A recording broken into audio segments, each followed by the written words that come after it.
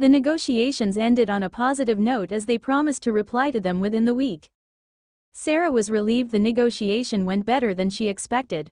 What she didn't know was that NATO by itself was desperate for the program because they were almost always dealing with Chinese, Russian and many other non-friendly countries' hacking attempts. Them having the program will make the weight of dealing with these problems a little bit easier, and it will help them divert the resources in developing more sophisticated programs that will be helping them. Sarah returned to dealing with her work, as it continued piling even though they haven't released the program yet.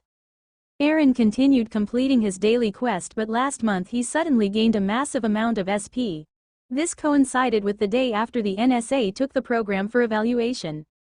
At first he expected the SP amount to continue being reduced if the program continued being used, but since the programs that were tested in the NSA server were massive and from a different category, the system counted them differently from the social media scannings it did before. So, he earned about 150,000 SP in total. Currently he had a total of 195,600 SP. With the amount he had, he could buy a few cheap things from the system. Although they were deemed worthless by the system, if they are released to the world they would be deemed a great leap from current technology. While he had the SP amount needed to buy something from the store, he didn't need to rush buying random things from the store, but another reason for it is that he needed to finish his revenge and remove the clot in his heart in order to continue with his life without the anger he felt toward anyone. That was why he finally started his revenge he was pushing behind in the beginning.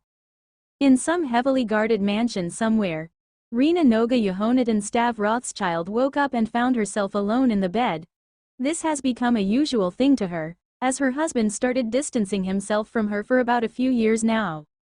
Although it was arranged married, it did not work between them, as the arranger of it is someone she hates to the bone. It was orchestrated by her brother as his revenge to her for joining the inheritance war between siblings, and since he won she couldn't go against it, because if she does she would be removed herself from having any position in the family at all. It's old-fashioned, but they keep it as it worked in the past. They expect it to work in the future too. As they said, if it ain't broke, don't fix it, Sun Tzu. She decided to not rebel against it because her chances weren't null yet. This is because although her brother was the next in line, he wasn't the leader of the family yet. This means he can be removed from there, but if he had already became the head she would have denied the marriage, as she would have no chance at all. So, she sacrificed her marriage life for a slim chance to remove her brother from the seat and take his place as the family head. Although she kept trying to find ways to leave the marriage, she couldn't divorce her husband without any reason, as she needed a powerful reason to convince her family to allow it. She even hired some private investigator to find anything that could result in divorce, but she kept receiving nothing from them. She suspected that her brother was the one sabotaging her efforts, but she didn't manage to find the evidence for it. After she finished cleaning herself, she ate breakfast and headed to her workroom.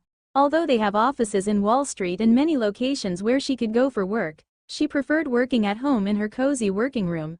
This didn't cause any problem, as her secretary was there to do the coordination and communication, so she didn't feel the difference at all. Though she visits the company she was responsible for randomly for inspections or important board meetings, but still they were few of them in a year, so most of the time is spent at home. After she entered the workroom, office, she started reading from the pile of papers that were currently on her table. After 3 hours of reading through and signing them, she finally finished and she decided to move to her computer. Although others usually start their works by reading emails, she didn't have to do that because if it is important her secretary would have informed her of it. Another reason for that is that not many people have her email address, so she almost didn't receive any emails most of the time. This reduced the importance of her looking through the computer, as all the important documents are printed and presented to her by her secretary. When she opened her email she expected the always empty inbox, but contrary to it she found a new email with a very intruding headline. Subject: Your husband is cheating on you, dear Rena Rothschild. I am reaching out to you with great sadness. I have some information that I believe you should know. This is a delicate matter, and I understand that it may be challenging to hear, but I believe that it is important that you are aware of what has been happening in your life. I have learned that your husband has been unfaithful to you for several years. I am deeply sorry to be the one to have to tell you this. However, I feel that you have a right to know the truth. Please understand that this information is being shared with you out of concern for your well-being and not to cause you any pain. I understand that this is a difficult time for you, and I am here to offer my support in any way that I can. Here is the evidence to support it. Attachment. Proof size, 15 gigabytes. Take care, and in the future I might need your help, hope you remember this. Sincerely. Although the information was what she really needed, what surprised her was that the sender knew her full name including the middle one. This came as surprise to her because the list of people who knew her didn't exceed even 50 and almost all of them were from her family. Another reason for being surprised is because she knew that no one from the family will help her finding these evidences, if it meant going against the next head of the family, her brother. Then is he someone outside the family who informed me, but how did he even find my email, she asked herself, as she waited for the attachment file to finish downloading in order to take a look at the evidence. It doesn't matter anyway, but if the evidence gives me the proof I need I will help you if you ever ask for it, she said as she clicked the WinRAR folder. When she was about to click the Move to Folder button, a pop-up appeared written, "Upgrade to WinRAR Premium to support us." She clicked X to close it and continued to click on the Move to Folder button. She waited about 30 seconds for it to be moved to the NA folder. After it completed, she immediately opened the folder to finally look at the evidence. When she opened the folder, she gasped at the amount of different files. CHEAING proof. The people he cheated with list and their informations.pdf. Pictures folder, video folder, audio folder, messages folder, emails folder. When she opened the PDF titled, "The People He Cheated With List and Their Informations.pdf, a list appeared in front of her that had more than 18 women's with their full information. This impressed her, but not too much, as she could find anyone's information as long as she knew his or her name. But something caught her attention. At the beginning of every woman there was a tag number 01. It was different for every woman, so she decided to go to the folder and paste it to the in-folder search place. The moment she clicked enter, all the information labeled with number 01 from all the folders appeared in front of her.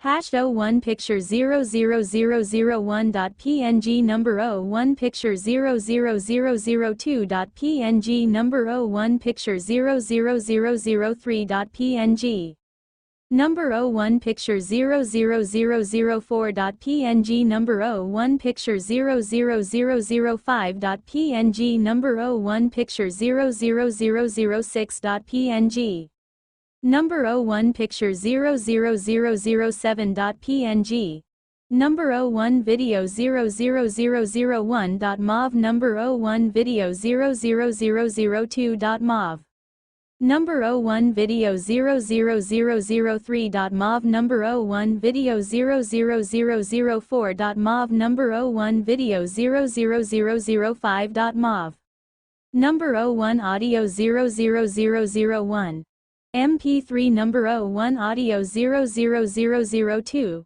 MP3 number 01 audio 00003, MP3 number 01 audio 00004, MP3 number 01 audio 00005, MP3 number 01 messages.pdf, size 275 MB, number 01 emails.pdf, size 547 MB.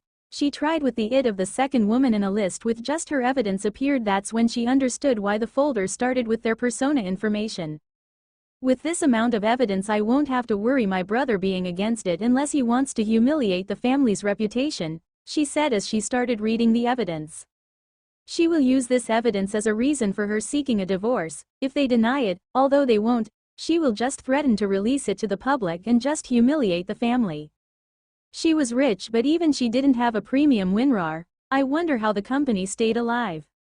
Although it has been months, Professor Rodham was still trying to regain his reputation in the circle.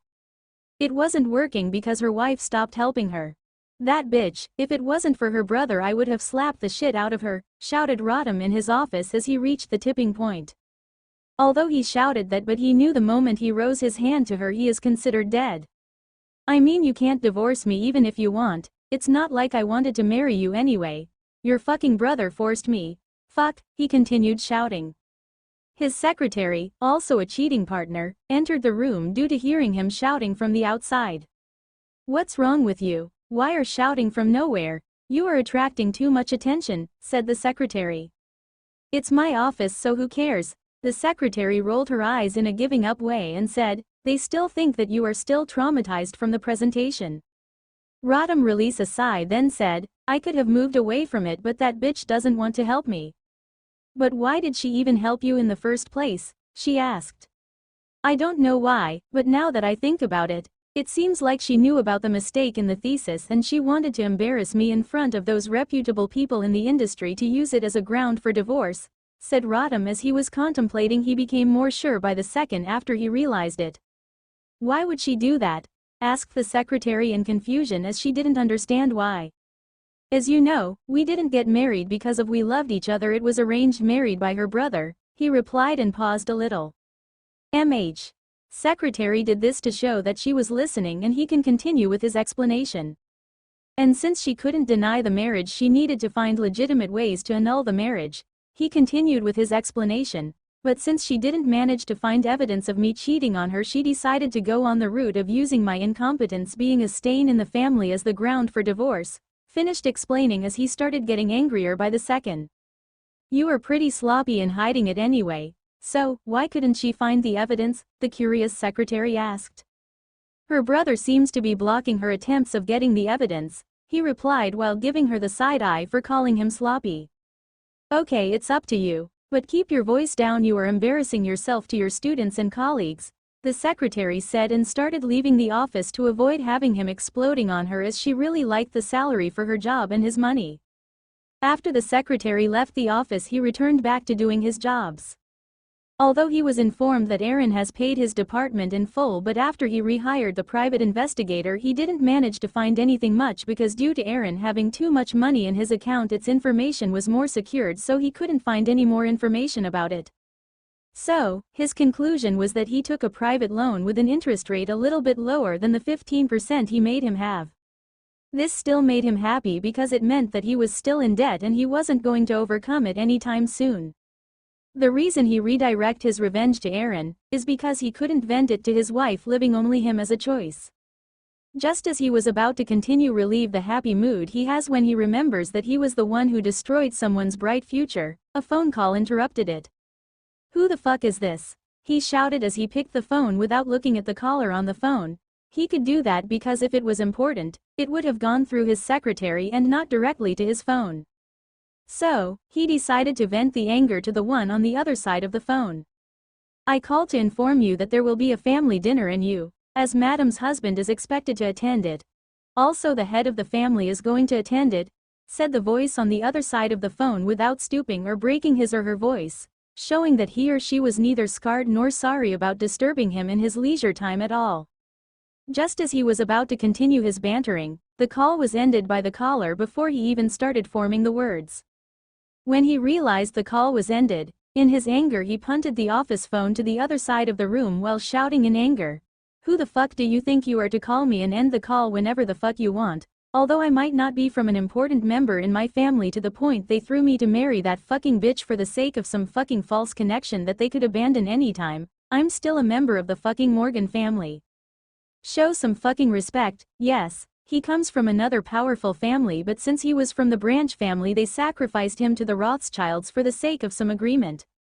Normally he would have married some random member from the Rothschilds branch family, but due to his wife's brother interference he made her marry him the moment she lost the inheritance war as his revenge to her, because he knew that if she wanted to continue having a chance in the future she couldn't deny him, hence the marriage.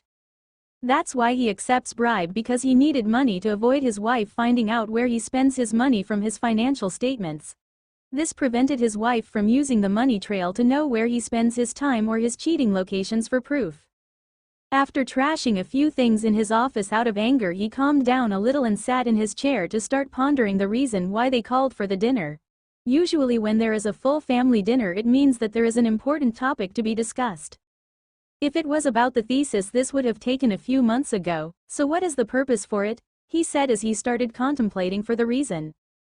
When he couldn't come up with one, he decided to take out his phone and opened the contacts to find out his wife's phone number. He hovered above the call button and contemplated whether it was worth to hear that bitch's voice just to satisfy his curiosity. In the end he decided against it and returned the phone to his pocket.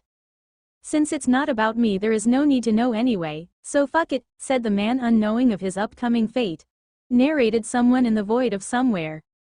That evening, somewhere in California's quiet location where the rich build their mansion, there was a wall that seemed endless. It was covered by electric fences and security cameras after every 100 meters. This was also followed by patrol cars that went around the wall every 30 minutes.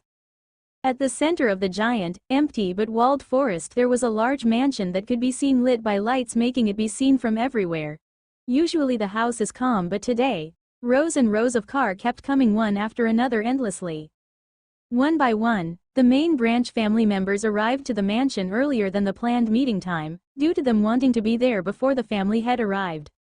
Lastly, the family head arrived in a long luxurious limo escorted by a security car from the front and behind filled with fully armed bodyguards. If you ignore the noise being caused by the people on the lawn, you could hear a helicopter going around the forest making sure no one could sneak in.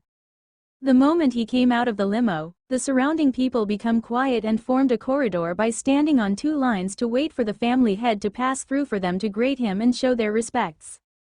After greetings, everyone moved to the dining room for the food while hiding their nervousness as they didn't know the reason for the sudden meeting today. Even after they asked around, they found out that no one knew the reason for the meeting at all. This was the beginning of the hell for some dude who attended the meeting and was acting as gently as a sheep, unlike how he was when he was told he would have to attend. May he survive through it with strong mind. The family mansion glimmered in the moonlight as guests arrived for a dinner like no other. The opulent estate was a sight to behold, with its grand entrance and immaculate gardens. The evening promised to be one of exquisite taste and extravagance, with no expense spared in the preparations. The dining room was adorned with the finest linens, crystal glassware, and silver cutlery, all carefully arranged to perfection. As the family members took their seats at the table, they were greeted by the tantalizing aroma of the sumptuous feast that awaited them. It was clear that no detail had been overlooked in creating a dining experience that would leave a lasting impression on all who attended. This was to be a meal fit for royalty, served in the grandest of settings, and enjoyed by the most discerning of palates. But despite the beautifulness and grandeur of it, no one seemed to be too hyped up for the food, as most of them couldn't enjoy the food due to their nervousness. Although they had elite education since childhood, they couldn't keep up the pretense when the family head was on the same table with them. They looked at him nervously with mixed emotions on their face. Respect and fear could be described to be the most prevalent one. "Father, how have you been doing these days?" asked the next head of the family. He was the next head of the family's massive business empire, and his name is Arya Noga Yehonatan Stav Rothschild.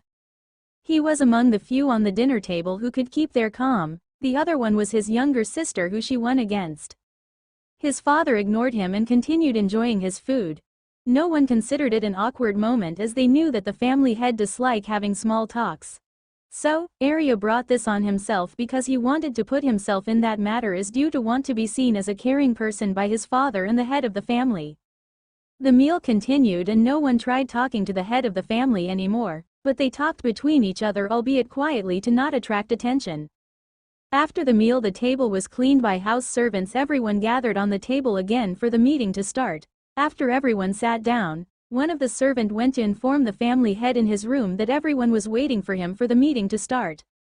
When the family came from his room and sat down, he took a deep breath and said, "Let's start the meeting," while looking at his daughter Rina, implying that she was the one who called for the meeting.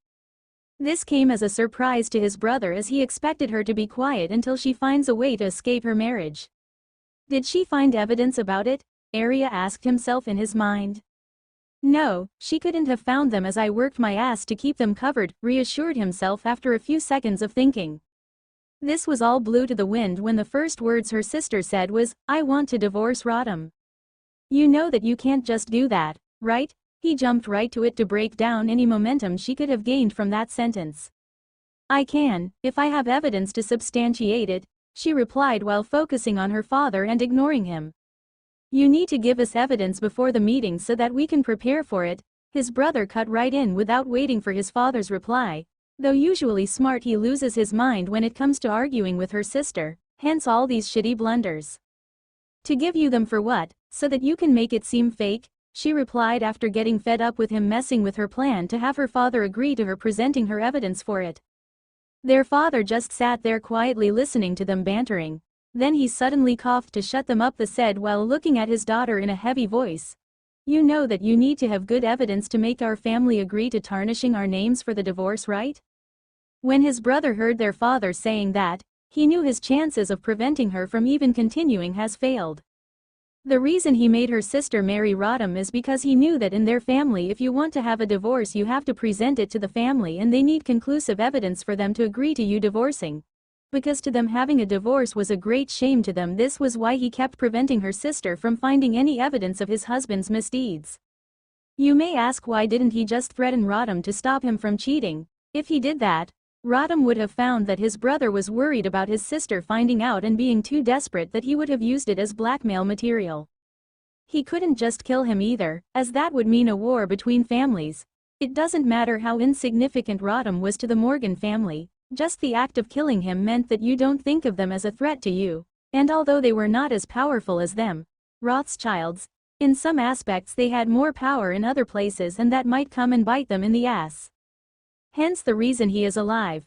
Also it would mean her sister will be free as her husband will be dead. Yes, father, I do know that. That's why I found a concrete evidence to make it so that not only will our reputation not be smeared but it will also give us a small card against the Morgans, albeit he is not important to them, she said while looking at her husband. Her father nodded, meaning that she can begin the explanation. When she got the confirmation from her father, she turned to one of the servant and nodded, making the servant leave the room and return with a projector. When the servant entered the room with the projector, the other servants went ahead and started helping him set things up. After they finished setting the projector up, she headed to the computer on the table and took out a USB from her pocket and inserted it. Rodham's side of view, the food was good, but why the fuck did they have to make me come here every fucking meeting? Even though they won't allow me to talk anyway, thought Rodham as he was seated the farthest from the family head. He complained because the seating in these meetings is planned based on their hierarchy on the family, starting from the family head, followed by Arya, then his wife and so on. This continued until it reached him, the last one. He was calm because he was sure it was not important to him, but this calmness disappeared the moment the bitch said, I want to divorce Rodham. That bitch is uttering nonsense again, he thought, because he knew that although the family knows that they don't even like each other, they can't just divorce due to it. You need reasonable explanation for it to be allowed. And know that they barely allow it even in those circumstances, as you needed concrete evidence to prove it, and he was sure she doesn't have any, because he wasn't caught for years since he started doing it. Looks like this night is going to be a good one for Arya, he thought, due to knowing that she most likely didn't have evidence and her brother would cook her for the mistakes, as he never wastes any opportunity to undermine his sister. His expression remained neutral, but inside it could only be described as euphoria. This was due to the bliss he was having, as he expected the bitch to be shot down for requesting to divorce him and having a chance to see her reaction. He didn't want to divorce her because him marrying her not only elevated his position in his family a little bit higher, but also since he could have everything he is not getting from his wife through other means, he felt that he is not missing on anything other than consummation with the bitch. So he continued watching the show as the expectation of it nearly busted from him, but he suddenly scrunched his face due to what he was seeing in front of his eyes. Fuck, is the first thing that came up in his mind due to what he saw. The gravity of the situation started sinking, becoming darker than a black hole by the second due to the evidence the bitch was providing and the eyes of disgust coming from the family members in the room. Where did that bitch find that information? As his mouth blurted those words, his eyes widened in horror due to his brain understanding what he just said with a little bit of ping. It was at this moment that he knew, he fucked up. The family head turned to him with eyes that said you are fucked now, but he didn't linger his gaze for longer as he turned to the guards who nodded their heads and headed to him and started to drag him out of the room. He struggled to shout to try to defend himself, but it fell on deaf ears as everyone returned their eyes to the projected material on the screen. As he was thrown out of the room, the euphoria in his face replaced by the fear of what is to come, he prayed that the earth split and swallow him as a whole to save him from it. Inside the bedroom, Rodham could be seen sitting on the side of the bed with both his hands supporting his head while using the knees and laps as the foundation. He was currently shaking, albeit slowly, as he remembered the last word he heard from his wife's family head. The moment he was shown the evidence, he knew even if he tried to defend himself, as they had everything backing them up from the device, time and locations they were sent from to the receiver's IP address. Even he, as a computer engineer, was having a headache how she even managed to collect them, as he remembered changing his phone quite a few times. After a few hours spent thinking, he came up with the only reasonable explanation he could think of.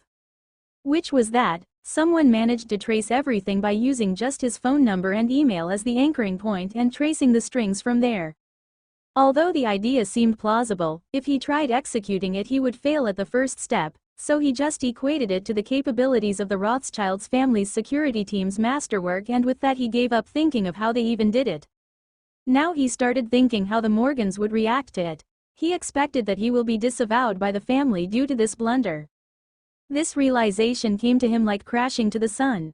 Although him having a divorce might mean nothing to the Morgans, they will need to keep the appearance of wanting to continue the little peace they managed to negotiate with the Rothschilds, which was finalized by his marriage. The Morgans needed to keep this pretense as long as they can, due to them still having not recovered to their previous state due to their last financial war with the Rothschilds that led to the '08 financial crisis. It dealt a heavy blow to them. This gave him a 100% certainty that he will be abandoned by the family and be considered as a small price to pay for peace. At least they will not take everything from me, they will consider it as the payment for serving them, thought Rodham, as he expected his family to not take anything from him but just not support him on any of his future endeavors. What calmed him down the most was that, to the outside world, he was still a professor of the famous Columbia University, meaning that he could still earn money, albeit small compared to his previous earnings. He could still subsidize them with the usual bribes he was used to taking, so the only thing he will be missing will be his family's backing only. At least I will be free from their control from now on, he tried to console himself by trying to spin it as a positive thing. I will just be a normal professor, meaning I will not have anyone watching my back anymore, he added, delusion on top of delusion. Plus I won't have to see the bitch's face anymore. He broke into a creepy smile at the thought of it. After spending more than half an hour trying to re-earn his confidence, he needed to vent the frustration, so he took the phone from the bedside and called his mistress. DRRRRDRRRRDRRRRR. Hello. Who is this? A sleepy voice came from the other side of the phone. I'm coming to your house, prepare yourself. He started talking without waiting for the sleepy head secretary to fully wake up. I'm sleepy, can we do it tomorrow? Asked the secretary, knowing that if he comes she won't be sleeping anytime soon. As the secretary was waiting for the answer after trying to convey that she was tired, what she received was a sound of the call ending. Meaning the moment he said he was coming he didn't even wait for her answer. This fucker, thought the secretary as she left the bed and went to the bathroom to prepare to welcome him. But this was followed with some very inventive slurs from her side. He should be thankfully he couldn't hear them, else it might break his mind. They were as deadly as InfoHazard could be, somewhere in America. Two Russians could be seen sitting in an obscured bench in a park. One of them had a dong while the other one had a beard and could be seen reading a newspaper to attract too much attention. What did you find out about the NATO's last meeting? Asked the one reading a gazette. From our moles we didn't learn too much as it is still confidential, but they managed to find out that a week after the NATO meeting, a team of representatives from NATO arrived in the US. Replied the other man as he pat the dog, making it shake its tail from happiness. Doesn't that happen when NATO needs to negotiate with the US? No, this time is different. A day after they arrived they headed to a small company for a meeting with them. What does that company deal with? Asked the bearded man while flipping to the next page in the newspaper. A short investigation revealed that it deals with technology, but since they haven't still released any product we couldn't find out for sure what it is. But we found out that, a month after they were registered they contacted the FBI, CIA and many other agencies for cooperation. This made those agencies have a back and forth between them, but it stopped at once when the NSA made its move. The man stopped to try and remove his dog from him as it was licking his face. He removed the rope from its neck and set it free to go and roam around the park, while he returned to continue with his explanation.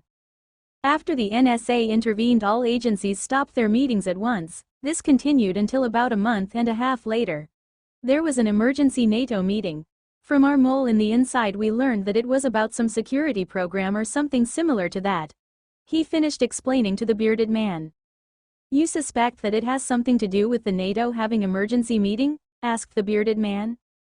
There is more from where that came from. We also suspect that they are behind the social media's security update issue we couldn't solve, added the dog's human. When the bearded man heard the words he stopped looking at his newspaper and turned to the other man with a look of surprise and asked, what connects them? You said the company was found for only about 3 months and that situation is nearly 4 months old. When we investigated the social media companies we found out there was a law firm that contacted them for their security problems, and after combing through the CCTV's footages we found out which law firm was it. But by the time we found it, it was already bought by Gaia Technology, which is the same company as the one having the meeting with NATO guys.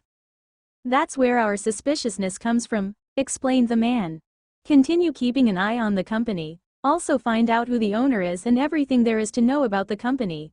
Understood? Said the bearded man while closing the newspaper and standing from the anti-homeless bench, then he left without waiting for an answer. The remaining guy just looked at the direction the bearded man left, then he called his dog and left for the other side of the road.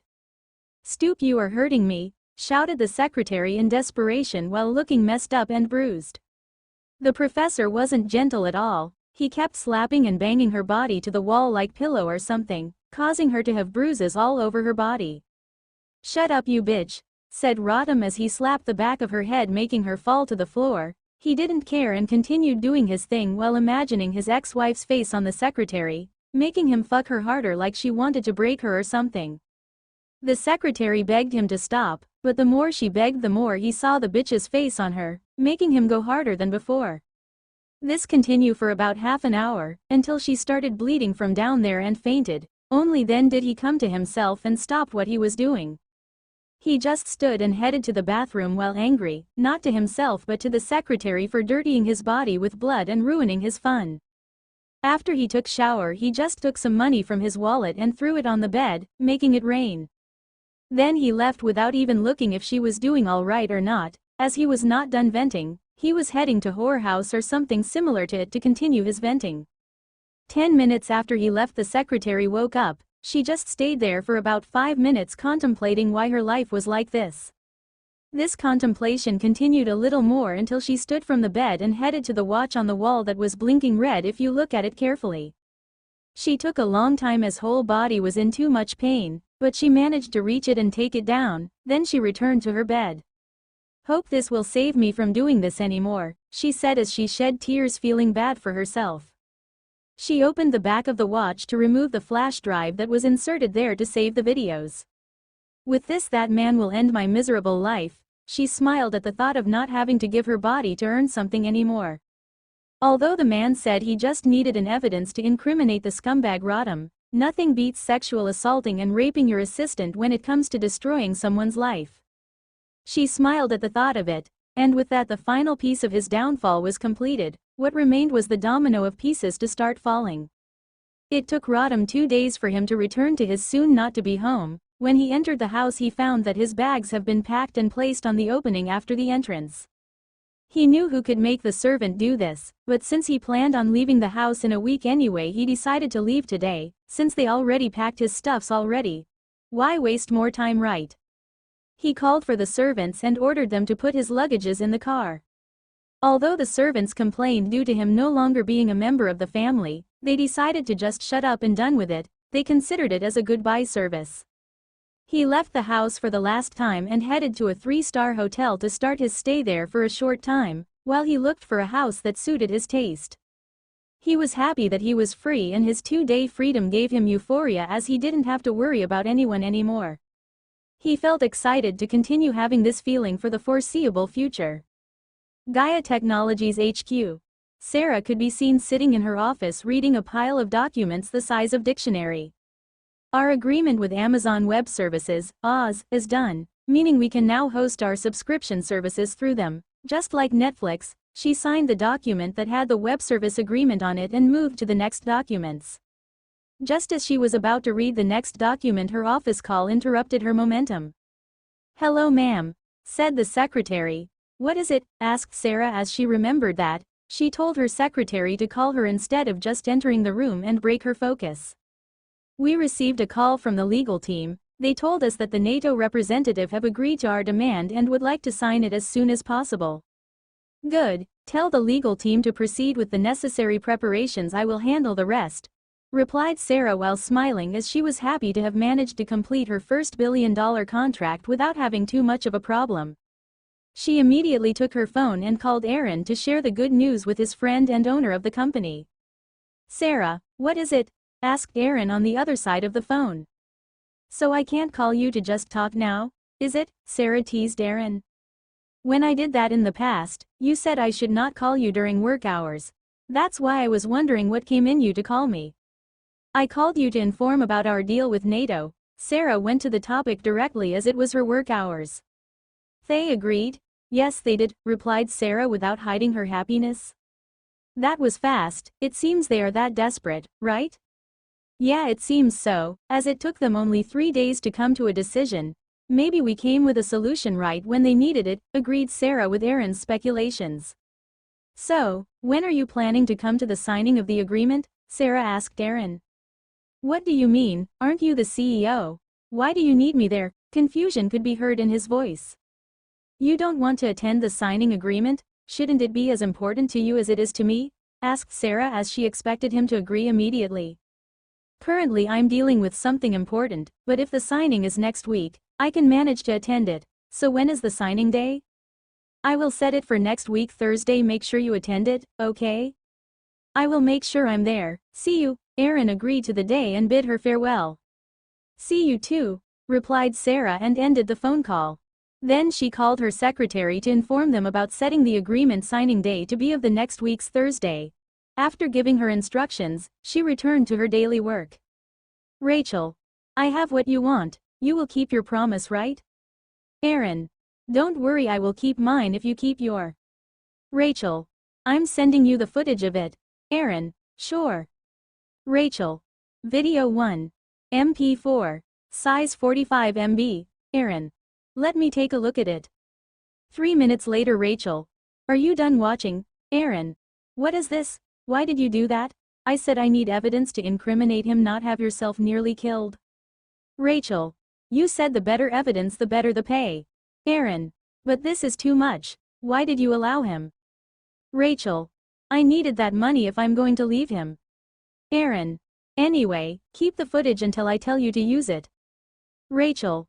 Okay, so when are you going to send me the money? Aaron. If I send it now it can be used as evidence of conspiracy. So, I will wire small amount now and the remaining after the case. But if you have an account that is not in your name, I can send the full payment to you using that account. Rachel. How about PayPal, if I use someone else's phone number? Aaron. Sure, send me the email so that I can transfer the payment to you. Rachel. BarackTrump@gmail.com. Aaron. Sure, let me send it. Aaron transferred a $1.5 million from his bank account to his PayPal's one. Then he sent half of it, as the first payment. The rest he will send it just after she finished what he needed her to do. Aaron. I sent half of it. Did you receive it? Rachel. Yes, thank you. Aaron. The rest will be sent when we finish our agreement, and for now go to the hospital to have a doctor's report as it can be used as evidence of assault. Rachel. I have already done that yesterday. Aaron. Okay then. With that, the conversation between Aaron and Rachel, the professor's secretary, came to an end. This plan was started when Aaron needed to punish the professor using law, but if he wanted to use his evidence, they might state that it was a stolen information and can't be used as evidence in court. But for all that to even begin, someone needed to sue him or the prosecutor general take the case to even begin. After a few minutes of thinking, he remembered the secretary that was cheating with the professor. He contacted her and told her that the professor's career is about to come to an end. When she didn't believe him, he sent her some of the soon-to-be-released evidence that will turn his words from rumor to facts. After he convinced her, he gave her a way out, as he knew that he was with the professor not because of love but because of his money. He promised to pay her based on any evidence she could provide that could incriminate the professor, but the minimum payment was $100,000. When he promised her that he didn't expect to use herself as the evidence, But after he spent a few minutes feeling bad, he reminded himself that she is the one that took this choice herself, so this eased his guilt a little bit. This is also a reason why he decided to pay her a total of 1.5 million to remove his remaining guilt. But after a small moment of thinking, he found that he could use this as a 2+1 blow. He will make the secretary sue the professor for rape, which in return will make the professor emotionally damaged, due to betrayal, and since there is video evidence backing the claim of her pleading for him to stop but him continuing with the act, he will be sent to jail for certainty and or be made to pay her massive compensation. When all that is taken care, he will pay the remaining money to her and allow him to finally soothe his anger. He returned to continue with his work. A day after moving into the hotel, he finally started going to the university. He finally started taking his teaching job seriously, as it was now his only way to earn money, either through bribes from rich students' parents or through his salary. When he returned to the university, he was informed that Rachel has taken a sick leave and won't be coming to the university for about a week.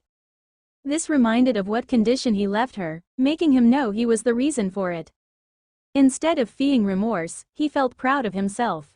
Why should he feel sorry for being a great lover? Contrary to it, he felt proud of himself. His delusion made him think that he fucked her till she needed to take a sick leave. So, for this week, his secretary will be replaced by a student volunteer who was chosen from his class. Monday next week, Rodham left the hotel for the university. He had a lecture 2 hours later. This led to him leaving the hotel earlier than his normal time. In conclusion, processors are a vital component of modern computing, and they come in many different configurations to meet diverse computing needs.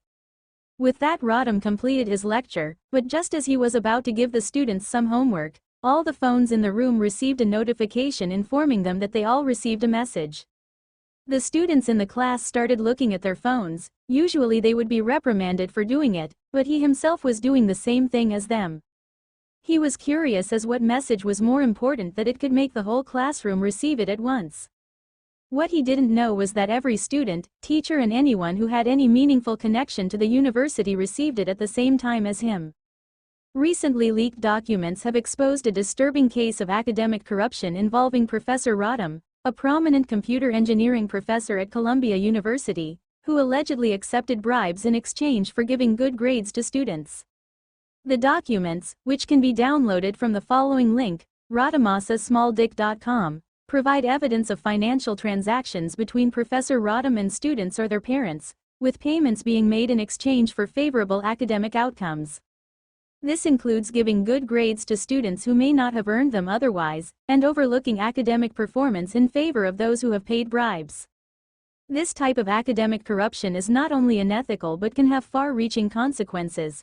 Students who have paid bribes to receive favorable treatment may not be qualified for the opportunities they have been given, potentially depriving deserving students of those opportunities. This can also impact the reputation of the institution, eroding public trust and undermining the value of academic credentials. In conclusion, the leaked documents detailing academic corruption by Professor Rodham, a computer engineering professor at Columbia University, are deeply concerning. It is crucial that universities and academic institutions investigate these allegations thoroughly and take disciplinary action to maintain academic integrity. We must all prioritize ethical conduct in all academic endeavors to preserve the value of academic credentials and uphold the trust of the public. Link to download documents, rodhamassasmalldick.com. When he read the article and saw his name as the main character in the article, his heart fell and nearly stopped. He immediately collected his bag and left the classroom for his office faster than Barry Allen thought he is. When he arrived in his office room, he continued reading it. After he finished it, he pressed the link to see the evidence they used to make the case.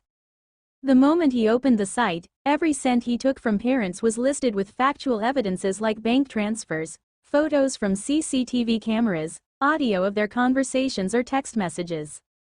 In some cases, all of them were included as evidence for just one allegation. When he reached just the half of it, he knew that he was fucked. He hastily packed his stuff in the office and immediately left the campus ground, heading to the hotel. His phone nearly overheated, from constant messages and phone calls trying to talk to him to know if it was true or not. But most of them were already convinced that it was true. After getting tired of rejecting the phone calls, he shut it down and focused on driving, lest he kills himself by causing an accident.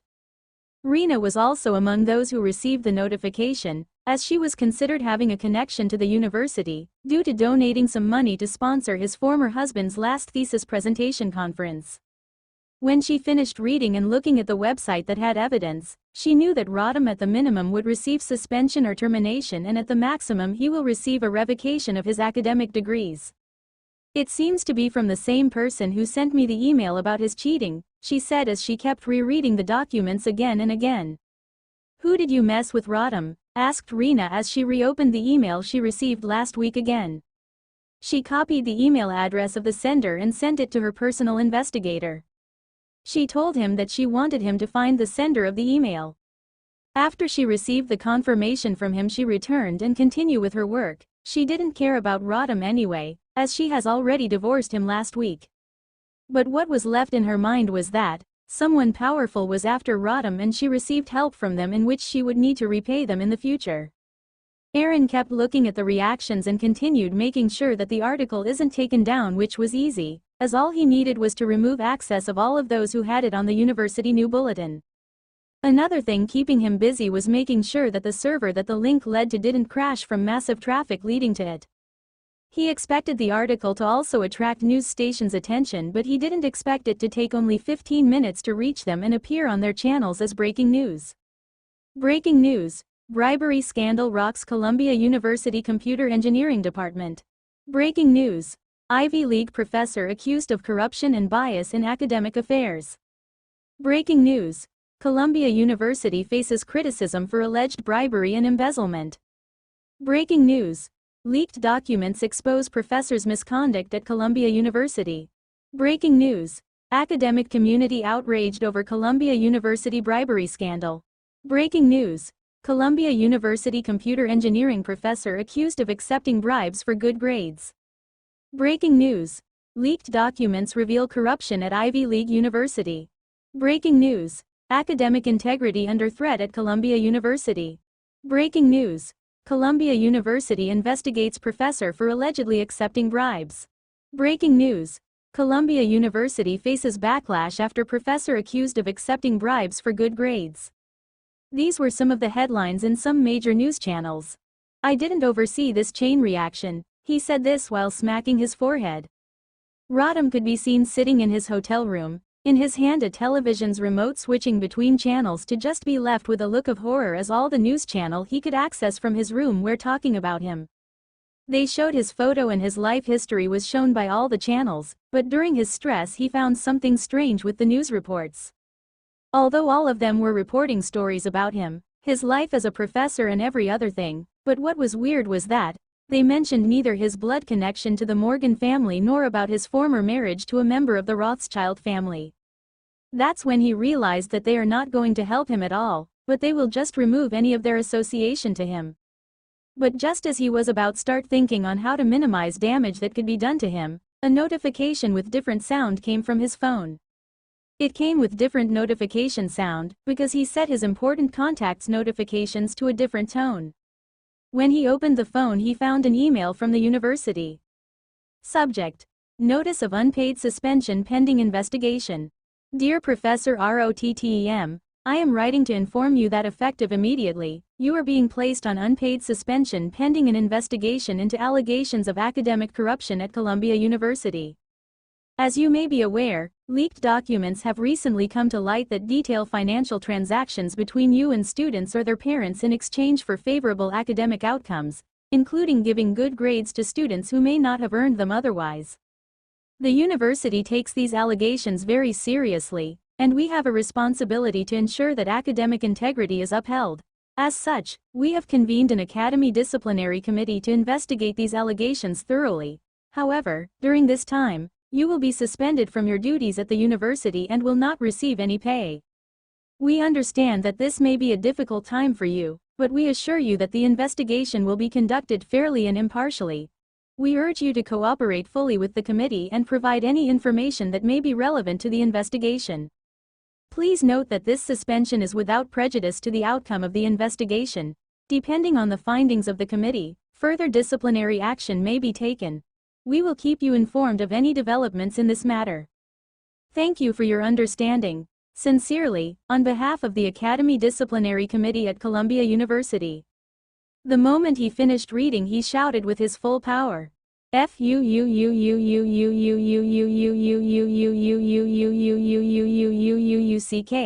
startling the neighbor roommates and receive a response from someone on the corridor. Shut the fuck up, you don't own the fucking hotel. Jackass, shouted a guy from the corridor as he nearly fainted after being startled by Rodham's shouting. Wednesday. On the third day, he received an email about the decision they have come to after their 2 days of their in-depth investigation.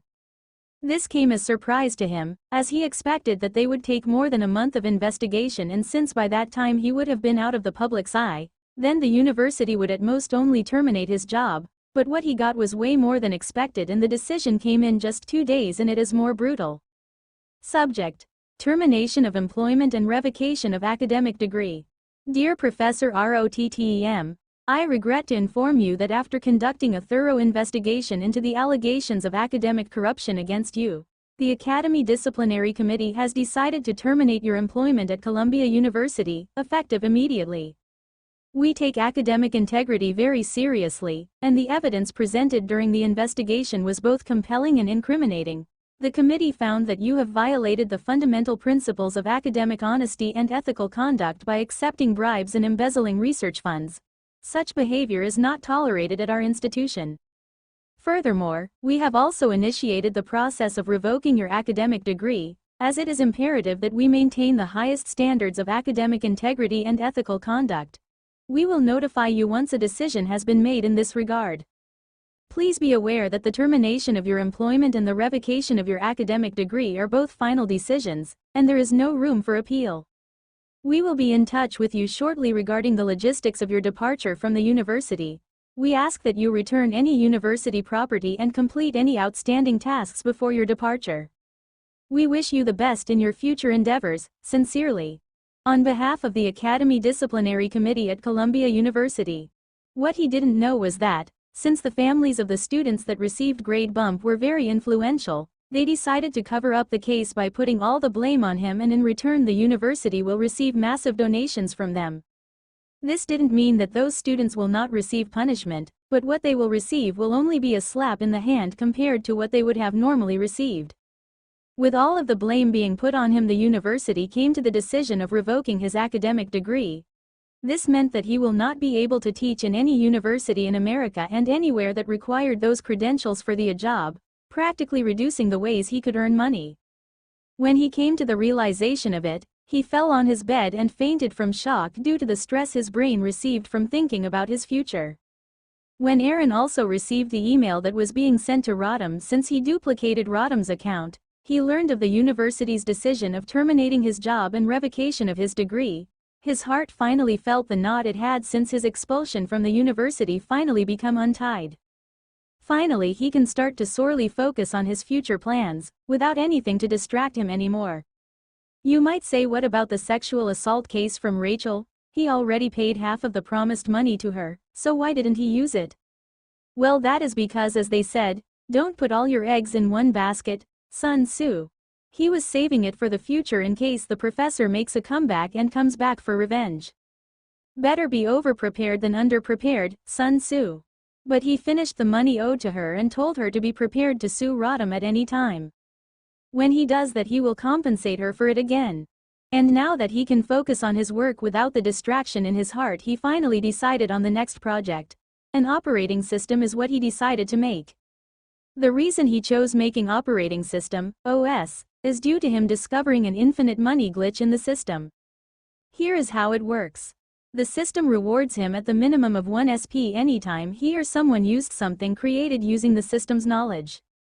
This meant that, if he created something that many people will use, he will earn the minimum of 1 SP anytime someone downloaded and used the product. But why OS, not a social media site or something else? This is because he needed a land where he can keep planting new plants on it all the time. If his OS becomes a giant in the market and have millions or billions of users, he could make new products or apps that could use the OS as their road to the market. This is because one of the most critical components of the OS is its App Store. His OS will also have one, and anytime he needs more SP, he would just release an app, and by marketing it using the OS he could gain millions upon millions of SP freely by people downloading and trying it. But all of that will be taken care after he attends the meeting at the company. Thursday. Aaron woke up the next morning feeling well rested. This was due to him having completed his revenge, making him have a nice sleep. He left his bed and entered the bathroom to wash his face, then he changed his clothes to the ones he used for sports to prepare for his daily quest. He headed to the park in his neighborhood to start his daily workout routine. When he completed his daily quest, he returned home and went to the bathroom for a long and refreshing shower. After cleaning himself, he ate his breakfast, then went to the garage and took one of the car, then he headed to the office. Gaia Technology HQ. Aaron arrived to the office about 30 minutes later and entered the building through the underground parking lot. When he left his car, he found Sarah waiting for him while holding the elevator for him, so that they can go together. "Were you waiting for long?" he asked as he straightened his clothes and entered the elevator. "Not too long, about 10 minutes, she replied while clicking their floor number after Aaron entered the elevator. "So when are they arriving?" he asked as the elevator started moving. "In about 45 minutes, she replied while looking at her watch. They continued their journey while having small talks until they reached her office, as his was not in existence due to him not wanting to waste space when they just opened the company. When they entered her office, they started talking about the company's operation as they waited for the NATO representatives to arrive. "When is the Sever farm going to be completed?" he asked as he needed it to start the full development of the OS.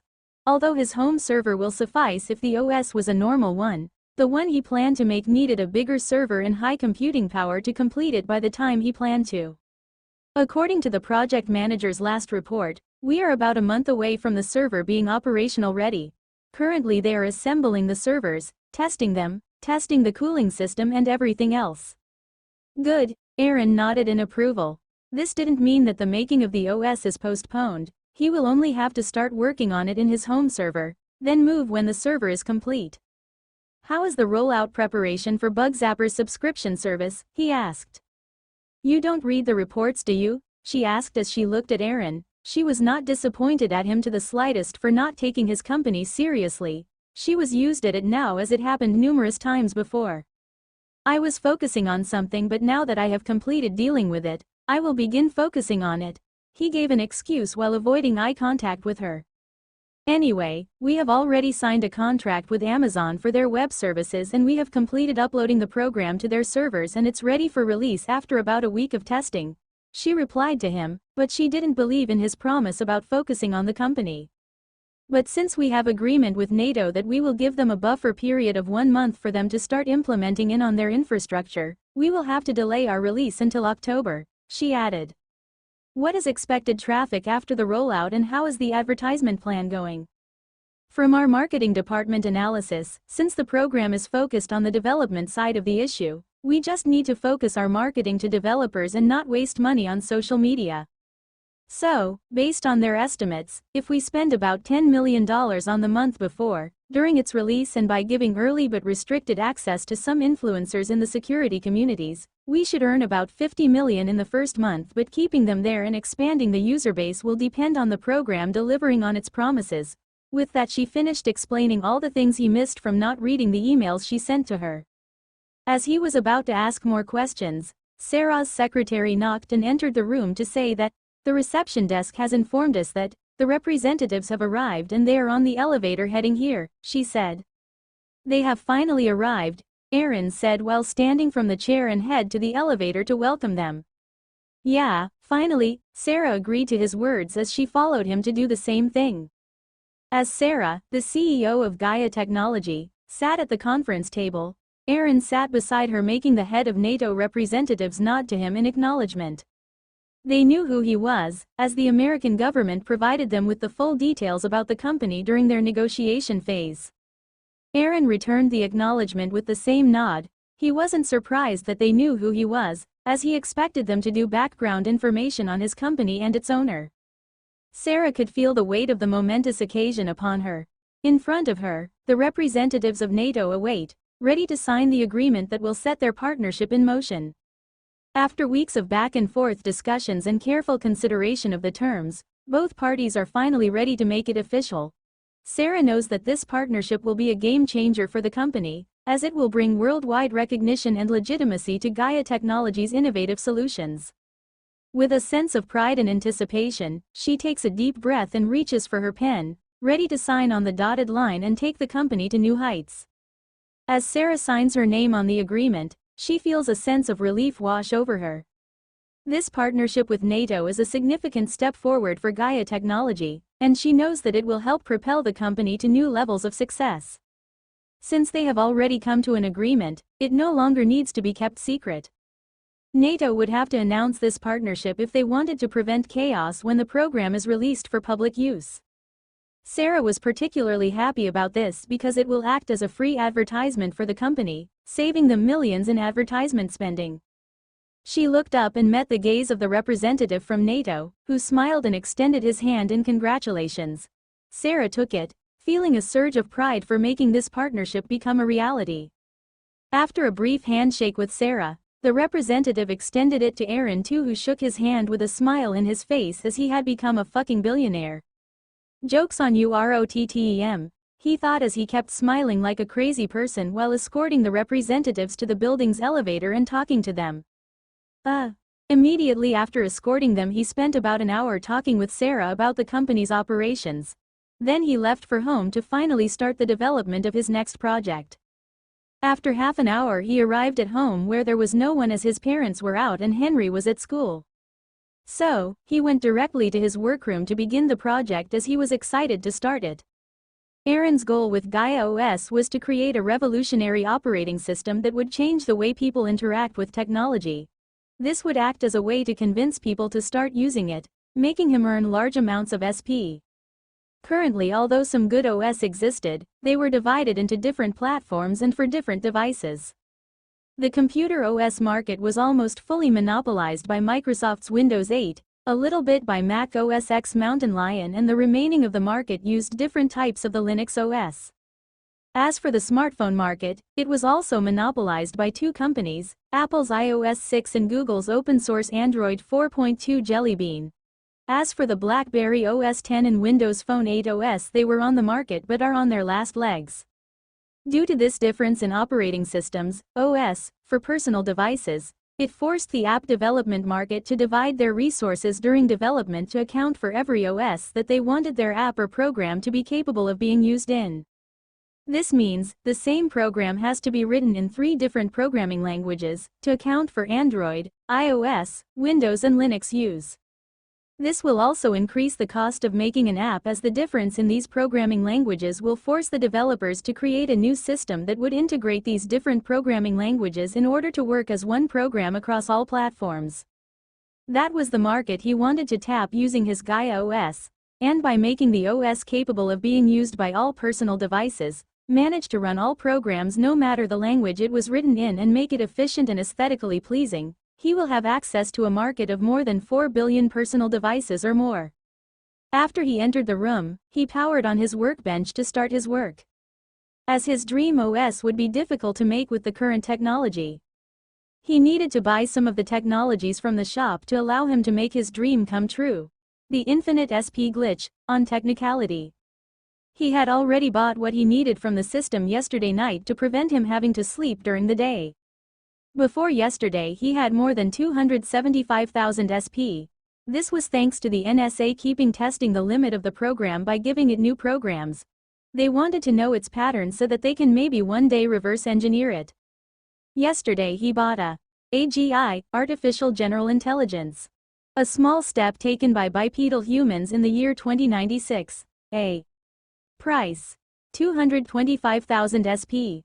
The system deemed AGI to be just a small step. Normally this would have come as a surprise to him, but after seeing those that needed more than 1 million SP to buy it, he just gave up and forgot about it. Although the system deemed it a small thing, his current world was still at the level of task-oriented machine learning, meaning they can just teach to be exceptionally good at one thing while dumb in everything else. But AGI, Artificial General Intelligence, is capable of being exceptional at almost all things that it can access data and learn from. Although Aaron bought the full AGI, Artificial General Intelligence, it didn't mean that he was going to put it fully into the OS that would make it impossible to be handled by normal computers or smartphones and could only be used with massive servers. So, he decided to compartmentalize it and just choose the things he wanted from it, to use for his OS. He will create his own assistant AGI, Artificial General Intelligence, to help him later, because the server wasn't completed yet and his home server can't handle it. That's why he postponed it until after he finished the OS, since if he waited until the server was completed, he would have wasted a long time that could have been used well. These are the things that he wanted his OS to have. The first thing he wanted was device compatibility. He wanted Gaia OS to be used in any personal device available out there, be it phones, computers, tablets and other personal devices. Aaron wanted to make sure that the operating system could adapt to all these devices and provide a seamless user experience. And the first step towards this was to make sure the operating system was compatible with all the different personal devices out there. He also wanted Gaia OS to have adaptability. This feature will enable the OS to seamlessly work on a variety of devices ranging from cheap phones to expensive smartphones, computers and others. The aim is for the OS to optimize itself depending on the strengths and weaknesses of each type of device, making it more user-friendly and efficient. An example of adaptability is when it comes to optimization for cheap phones. Cheap phones are known for their weak processors and limited memory. To combat these weaknesses, the Gaia OS will be optimized to use minimal resources, making the most of what is available. This will result in longer battery life and improved performance, even on budget-friendly devices. The OS will prioritize efficient usage of the CPU, minimizing its usage when possible, and utilizing it only when necessary. As for expensive devices, they are typically high-end devices with powerful processors and ample memory. However, their strengths often come with drawbacks, such as short battery life. The Gaia OS will take advantage of the high-end specs of these devices to provide users with an optimal experience. For these devices, the OS will prioritize battery optimization, using efficient algorithms to minimize battery drain. Additionally, the OS will use the GPU and other hardware components to provide fast and smooth performance, taking full advantage of the powerful hardware in these devices. For computers, the Gaia OS will adapt itself to provide the best performance for desktop and laptop users.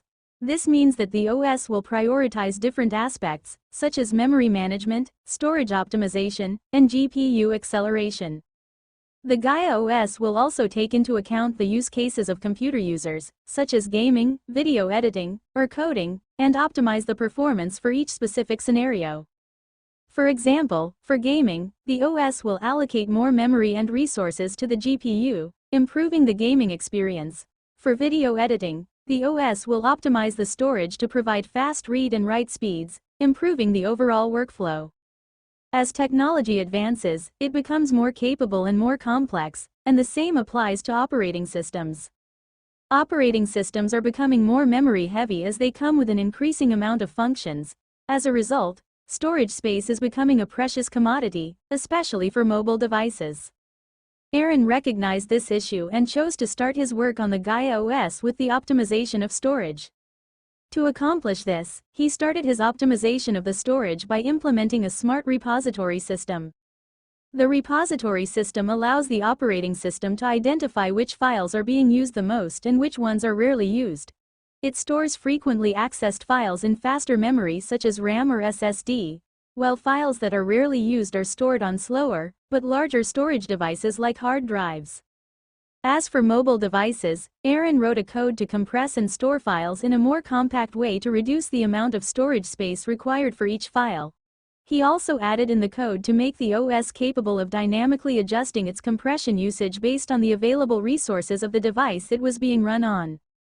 Meaning that the amount of compression is dependent on the processing speed of the device. This was so that the OS could do the decompression of the data without any delay or having any performance reduction. Due to that, he could only compress the data or files in cheap devices to the limit of 8 times. Any more than that would result in a slight performance reduction. After a long time, he finally managed to make the optimization of storage work seamlessly, And then he moved on to the next feature he wanted to add above the foundation of storage compression, which was cloud storage. Aaron wanted Gaia OS to have the ability to store users' compressed files in the cloud. This would allow users to store the files they are not using frequently to free the space in their devices. The cloud storage feature would also allow for easy collaboration and sharing of files, making it an ideal solution for businesses and individuals alike.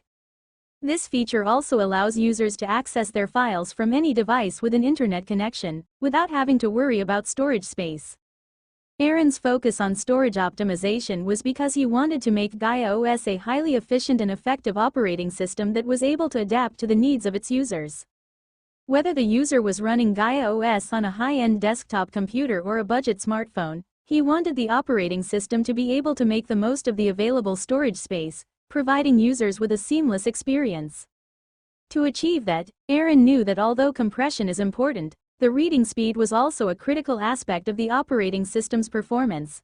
To optimize the reading and writing speed of memory, Aaron implemented a special algorithm that could work with any type of memory, including the slowest ones.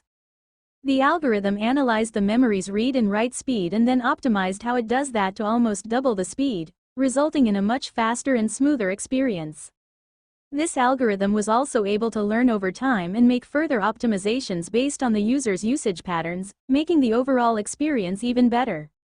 Additionally, he implemented techniques like caching, indexing, and defragmentation that would help the operating system access data faster. By incorporating these techniques and optimizations, Aaron was confident that Gaia OS would provide a lightning-fast memory reading experience for all users. And this was just one of the many steps he was taking towards making it the best OS in existence. While Aaron was focusing on making his OS, some things were happening. A week after they signed the agreement, NATO held a press conference to make an announcement. As the NATO spokesperson entered the conference room and strode confidently towards the podium, everyone focused so that they don't miss the announcement that was about to be made. Ladies and gentlemen, we are here today to make an important announcement about NATO's cybersecurity infrastructure. The spokesperson's voice was clear and confident, and everyone in the room listened intently. As part of our ongoing efforts to protect our member nations from cyber threats, NATO has invested $10.5 billion into acquiring a program that will help us identify and address weaknesses in our cybersecurity systems from Gaia Technologies. The spokesperson paused for a moment to let the news sink in before continuing. It's important to note that we have only purchased the rights to use the program, rather than the program itself. This cost-effective solution will allow us to fully utilize the program's capabilities without incurring additional expenses. Our member nations have already begun using the program, and we expect to have the implementation completed by the end of this month. With this program, we are confident that we can identify and address any weaknesses in our cybersecurity systems, ensuring that we can better protect our member nations. With that, the conference room erupted into a flurry of activity as reporters and journalists began to ask questions about the announcement. The spokesperson patiently answered each question, fully aware of the importance of the announcement and the need for clarity around its implications. Somewhere in America, a dog could be seen wandering in a room. There was a man sitting on a couch watching the TV. Currently it was showing NATO's press conference informing the world about the reason for their secret meeting held nearly a month ago. "Looks like we were right," he said in Russian as he looked at the folder with Aaron's personal information on the table. They had already found out who the owner of the company was and had already paid a few workers there to tell them what was happening in the company. When they learned that NATO was negotiating with the company in order to license their security program, they tried to make their mole employee get the program, but he failed due to the workers in the company having no access to it. The worker in the company could only tell them that the program was not in their hands and was already in Amazon's servers, and he does not have access to it. He also added that it will be released to the public soon anyway, so there was no need for them to try and get their hands on it. After failing to steal the program through the mole, they started focusing on the owner of the company, as they suspected him of either being the developer of the program or he knew who made it and bought it from them, which was rather unlikely as in their background check they found that he was poor. A phone call interrupted his thoughts. "Comrade," with those words he started the conversation. "Stop the plan of industrial espionage and try to have contact with the owner of the company. said the voice on the other side. From our investigation we discovered that he spends most of the time at home and there seems to be a few FBI neighbors near the house looking after him, so it will be difficult, he replied. Find a way. The Kremlin wants the program in its full version to be in our hands within 2 months. He suspects that after securing their cyber infrastructure, they will move to offense in cyberspace as a retaliation to the GRU, Russia's version of Cybercom, as we have been attacking their important infrastructure all the time with the Chinese. The Chinese are also on the move, so you better move faster than them before the FBI catches wind of this and moves in to block us, said the voice on the other side. If it's that urgent, can we use force? He asked. Vladimir, the voice on the other side said, causing him to stiff. He knew the moment his name was mentioned he must have fucked up something. He immediately stood up and replied, "Yes sir," loudly, causing the dog to jump from being startled, and it started barking at him, but he didn't care. I said, "Have it within the 2-month period." Those are the only words he said before he ended the call. He was left there with his phone still on his ear while his chest was puffing from fear and his brain was pushing adrenaline in his body. That was how much Vladimir was scared of the man. When the dog felt that its owner was scared, it came to him and started going between his legs to try and calm him, causing him to come to himself. When he looked down and realized it was the dog who calmed him, he kicked it in frustration, sending it to the other side of the room. "Fuck," he shouted at the whimpering dog lying on the ground in pain. He kicked the dog to hide and vent his fear as anger. He feared the man because the moment he messes up he was fucked. In FSB, if you fail your mission, your supervisor decides your punishment, and he once saw someone getting slowly run over by a tank to his slow and painful death as his punishment. That was the result of the punishment this guy chose. So, he wasn't taking the work as a joke anymore, and since he had 2 months he decided to take the full month to prepare for all the contingencies. Vladimir picked up the document with Aaron's name and started reading it very carefully, afraid that he might miss something important. So he doesn't have security detail, which makes my job easier. He spends most of his time at home, that's also good. Now all I have to do is get the house's plan. He was getting happier by the time, as his target was a person who stays at home, making Vladimir just focusing on planning how he can enter the house. Another good news for him was that Aaron was a new money. This caused Aaron to not put too much importance in his security, as he was used to living without security guards before he became rich. And since he was not famous to need them, it didn't come to his mind. This led him to overlook it. Another thing he learned was that the house was inhabited by 4 people, Aaron's parents, his younger brother Henry and him. But most of the time he is alone, as his parents like going outside and Henry has to go to school. So it looks like we have to find a time window that he is alone to reduce variables. With that he had the foundations to start his plan on top of. After he finished with memory optimization, he moved to the next aspect he wanted the OS to have. He started making a unique identifier for the OS that could use 5 or more than it depending on the sensors the device had. The unique identifier would use phone's camera, microphone, fingerprints and more. Through these the OS will create a unique identity for the user, making sure no one has access to the device other than the user or those permitted by the user. The identifier will also be uploaded to the cloud and could be used by users to access their files in the cloud through other devices. Although it may seem like it was a security breach, this was prevented as the data was encrypted. To have access to your own data through other devices, you will have to enter a password linked to your account. Then it would access the credentials in the cloud and use their verification methods. Then you will gain access to your files on the new device. The identifier could also be used as an anchor to your own ecosystem, meaning that you could use your phone's identifier and link it to your home appliances, making you have remote access to them no matter where you are. This could also be used in Bluetooth speakers or any other home device. With that done, he moved to the next aspect, which might be considered as the thing that distinguishes it from any other operating system in the market. That was the operating system's virtual assistant. And since he had already bought the complete AGI, Artificial General Intelligence, from the systems shop, he could make the operating system's assistant with his eyes closed. But since he couldn't make the OS handle the entirety of AGI as it needed server-grade hardware to be able to even run, he decided to compartmentalize the AGI and just use some of the functions that could be useful for his virtual assistant. Although it might seem like the virtual assistant will be weaker, if completed it would be ahead of any of the world's AI by more than 50 years at the latest. These are some of the small AI that were compartmentalized from the AGI. Remember that these are just small parts that are combined to make about 0.5% of the AGI. As for why he didn't use the rest of the thing is because they are too advanced to be used on personal devices. Multimodal function.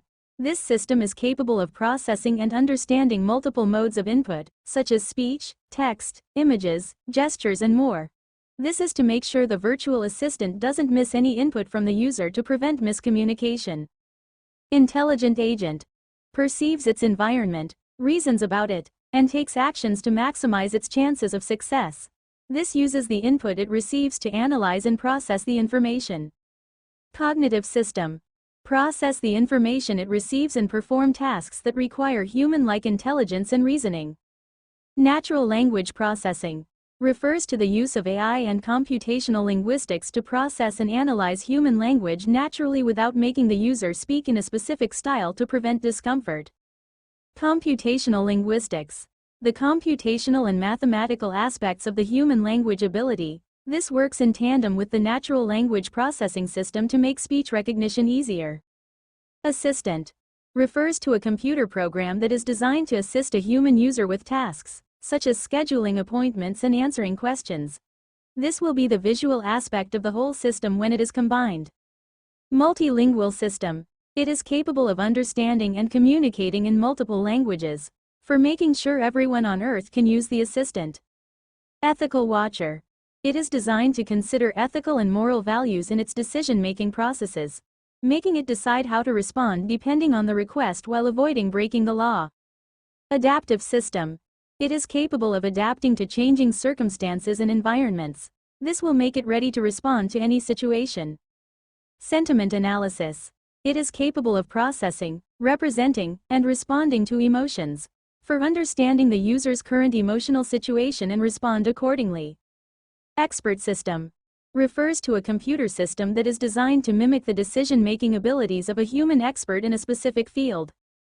After deciding what he will use from the AGI for his virtual assistant, he started making it. He started with multimodal function to ensure that the AI system would be able to understand the user's inputs in a variety of different forms, making it the first thing any input that is being provided to the virtual assistant passes through it. This includes text, speech, even gestures and many more. By making the AI multimodal, Aaron was confident that the virtual assistant would be able to provide a much more seamless and intuitive user experience. The multimodal AI system would be responsible for performing a wide range of tasks, with the cooperation of natural language processing, sentiment analysis, cognitive system, and speech recognition. These systems would act as the foundation for the virtual assistant, which would then make it able to process and analyze the user's data to provide insights and recommendations. He added cognitive system to the AI because he wanted it to think and reason like a human, making it capable of solving complex problems and making informed decisions. After successfully incorporating them, Aaron decided to add several other advanced AI technologies to make the virtual assistant even more powerful and versatile. First on his list was the multilingual AI. This technology allowed the virtual assistant to understand and respond to multiple languages, making it accessible to a wider range of users. Aaron believed that the multilingual AI would greatly enhance the user experience by allowing people to communicate with the virtual assistant in their preferred language. Aaron then added the intelligent agent technology to the virtual assistant. This system allowed the virtual assistant to function as an autonomous agent, making it capable of performing tasks and making decisions on its own. Aaron believed that the intelligent agent technology would greatly enhance the user experience by making it easier for people to get things done with the virtual assistant. Another function that Aaron added to the virtual assistant was the adaptive AI. This technology allowed the virtual assistant to learn and adapt to the user's behavior and preferences, making it even more intuitive and user-friendly. Aaron believed that the adaptive AI would greatly enhance the user experience by making it possible for the virtual assistant to learn from the user and provide a more personalized experience. Finally, he added ethical AI, as it was another important aspect that Aaron considered while creating the virtual assistant. It was crucial to ensure that its usage aligns with ethical and moral standards. Aaron wanted to make sure that the virtual assistant operates in a responsible and ethical manner, taking into account the potential consequences of its actions and decisions. The ethical AI component also monitors the data usage and privacy of the users and ensures that their data is protected and used only for the intended purpose. In addition, it analyzes the potential impact of AI technology on society, the user, and provides recommendations for mitigating any negative consequences. By incorporating ethical AI, Aaron wanted to remove any grounds for lawsuit against him or his company by those who deemed him as a threat to their interests.